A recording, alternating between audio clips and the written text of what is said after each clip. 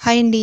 గోంగూర చట్నీ ఈ విధంగా చేస్తే చాలా బాగుంటుందండి. చాలా టేస్టీగా ఉంటుంది. గోంగూర పచ్చిమిరపకాయలు ఈ విధంగా శుభ్రం చేసి రెడీగా ఉంచుకోవాలి. పచ్చిమిరపకాయలు ఫ్రై చేసుకోవాలండి. 1 స్పూన్ ఆయిల్ వేసి అందులో ధనియాలు, జీలకర్ర, కొంచెం మెంతులు వేసి ఫ్రై చేసుకోవాలి.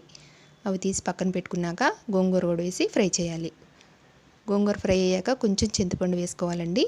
ఇవి వేడి తగ్గాక వెల్లిపాయి, పసుపు, కొంచెం ఉప్పు వేసి మిక్సీ పట్టుకోవాలి. ఇవి మెత్తగా మెదిగాక పచ్చిమిరపకాయలు, గోంగూర వేసి మిక్సీ పట్టాలి. ఇందులో ఉల్లిపాయ సన్నగా తరిగి వేసి కలుపుకోవాలండి. గోంగూరలో ఉల్లిపాయ వేసాక మిక్సీ పట్టకూడదు, బాగుండదండి. మిక్సీ పట్టుకున్నాక కలుపుకుని తాలింపు పెట్టుకోవాలి. వేడి వేడి అన్నంలో ఈ గోంగూర చట్నీ వేసుకొని కొంచెం నెయ్యి వేసుకొని తింటే చాలా బాగుంటుందండి. నచ్చితే లైక్ చేయండి, షేర్ చేయండి, సబ్స్క్రైబ్ చేయండి, కామెంట్ చేయండి. మీరు కూడా ట్రై చేయండి.